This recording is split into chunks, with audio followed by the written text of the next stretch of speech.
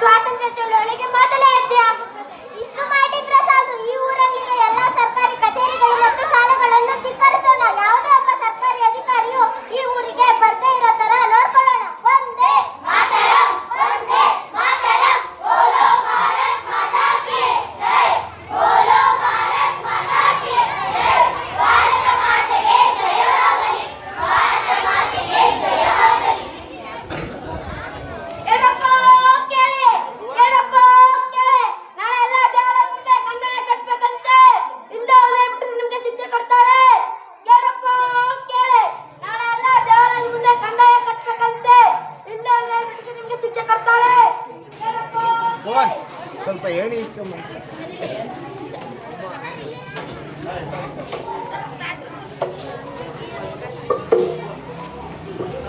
ಏನ್ರಿ ಶಾಂತವ್ರೆ, ಘೋಷಣೆ ಕೂಗಿದ್ರೆ ಒಬ್ರು ಮನೆಯಿಂದ ಆಚೆನೆ ಬರ್ತಿಲ್ಲ. ಕರೀರಿ ಬರ್ಲಿ ಸಾರ್. ನೀವ್ ಬರೋಂತ ಹಳ್ಳಿ ಕಡೆ ಮನೆ ಸೇರ್ಕೊಂಡಿರ್ಬೇಕನ್ಸುತ್ತೆ ಸಾರ್.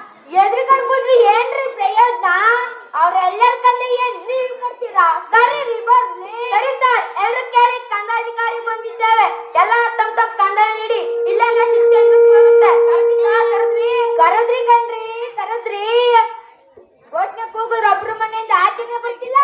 ನಮ್ಗೇನ್ ಮರ್ಯಾದನೆ ಇಲ್ವಾ? ಯಾಕೆ ಹಂಗೆ ಅನ್ಸುತ್ತೆ ಸಾರ್? ಏನ್ರಿ ನಿಮ್ ಮಾತಿನ ಅರ್ಥ? ಮರ್ಯಾದನೆ ಇಲ್ಲ ಅಂದ್ರೆ ನಾವೇ ಕಿಲಿರ್ಬೇಕು. ನಡೀಲಿ ಹೋಗೋಣ. ನಡೀರಿ ಸರ್.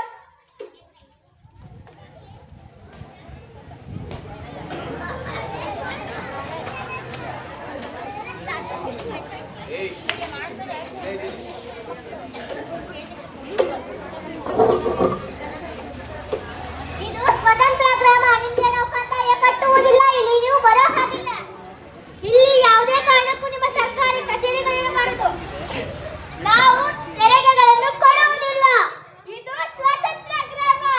ಏ ಸೂರ್ಯ ಕೊಟ್ರು ಈ ಸೂರ್ಯ ಕಡವು, ಏ ಸೂರ್ಯ ಕೊಟ್ರು ಈ ಸೂರ್ಯ ಕಡವು, ಏ ಸೂರ್ಯ ಕೊಟ್ರು ಈ ಸೂರ್ಯ ಕಡವು.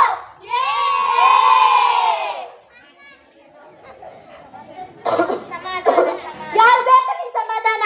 ಅವ್ರನ್ನ ಹೀಗೆ ಹಚ್ಕೊಂಡ್ಬಿಡೆ ಸಾಲು. ಅವರು ಜೀವನ ನಿರ್ವಹಣೆಗೆ ನಮ್ಮವರಾಗಿದ್ರು ಬ್ರಿಟಿಷರ ಗುಲಾಮರಾಗಿದ್ದಾರೆ. ಅವರು ನಮ್ಮ ಮೇಲೆ ಯಾವಾಗಲಾರು ದಾಳಿ ಮಾಡಬಹುದು. ನಾವು ಎಚ್ಚೆತ್ಕೊಳ್ಬೇಕು. ಹೌದು ಮಲ್ಲಮ್ಮ, ಸರ್ಕಾರಿ ಮಂದಿಗಳು ಸುಮ್ಮನಂತೂ ಕೂರವರಲ್ಲ. ಅವರು ದೊಡ್ಡ ದೊಡ್ಡಗಳನ್ನೇ ಕರೆಯುತ್ತಾರೆ. ನಾವು ಯಾವುದೇ ಕಾರಣಕ್ಕೂ ಹೊಣೆಯಾಗಬಾರದು. ನಾವು ಅಹಿಂಸೆಯಿಂದಲೇ ಅವರಿಗೆ ಉತ್ತರ ಕೊಡಬೇಕು. ನಾವು ಅವರನ್ನು ಎದುರಿಸಬೇಕು. ಏನಂತೀರಾ? ನನ್ಗೊಂದು ಉಪಾಯ ಇದೆ. ಈ ಸೂರನ ಸ್ವಾತಂತ್ರ್ಯ ಗ್ರಾಮ ಎಂದು ಘೋಷಿಸೋಣ. ವೀರಭದ್ರ ದೇವಸ್ಥಾನದ ಮೇಲೆ ದ್ರೋಣವನ್ನು ಹಾರಿಸೋಣ. ನಮ್ಮಲ್ಲೇ ಒಬ್ಬನನ್ನು ಅಮಲ್ದಾರನಾಗಿ ಮತ್ತು ಪೊಲೀಸ್ ಮುಖ್ಯಸ್ಥರಾಗಿ ಮಾಡೋಣ. ನಮ್ಮಲ್ಲೇ ಗೊರಪ್ಪ ಇದ್ದಾನಲ್ಲ,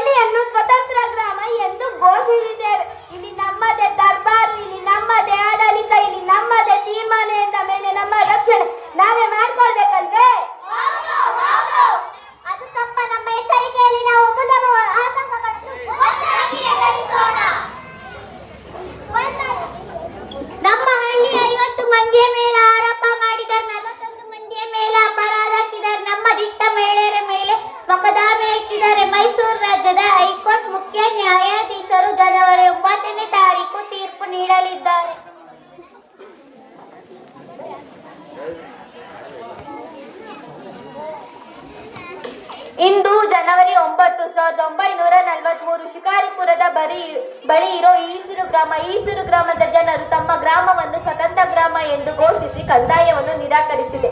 ಅದಲ್ಲದೆ ಕಂಪನಿ ಸರ್ಕಾರದ ಅಧಿಕಾರಿಗಳನ್ನು ಅಡ್ಡಗಟ್ಟಿದೆ.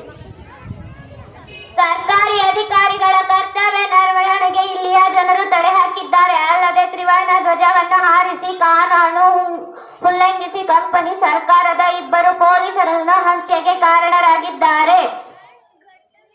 ಈ ಊರಿನ ಜನರು ಕಾನೂನು ಉಲ್ಲಂಘಿಸಿ ದೌರ್ಜನ್ಯ ನಡೆಸಿದ ಗೊರಪ್ಪ, ಮಲ್ಲಯ್ಯ, ಸೂರ್ಯನಾರಾಯಣ ಹಾಗೂ ಬಿ ಜಲಪ್ಪ ಇವರಿಗೆ ಗಣನ್ಯಾಯಾಲಯವು ಮರಣದಂಡನೆ ಶಿಕ್ಷೆ ವಿಧಿಸಲಾಗಿದೆ. ಈಸೂರು ಸ್ವತಂತ್ರ ಗ್ರಾಮ. ಇಲ್ಲಿನ ಜನರು ವೀರಭದ್ರಸ್ವಾಮಿ ದೇವಾಲಯವು ಈ ಸ್ವತಂತ್ರ ಗ್ರಾಮದ ಚಿಹ್ನೆಯಾಗಿ ಉಳಿದಿದೆ. ಇಂತಹ ಅದೆಷ್ಟೋ ಅಸಂಖ್ಯಾತ ಅನಾಮಧೇಯ ಸ್ವಾತಂತ್ರ್ಯ ಹೋರಾಟಗಾರರ ಹೋರಾಟದಿಂದ ಇಂದು ನಾವು ಸ್ವತಂತ್ರ ಪಡೆದುಕೊಂಡಿದ್ದೇವೆ.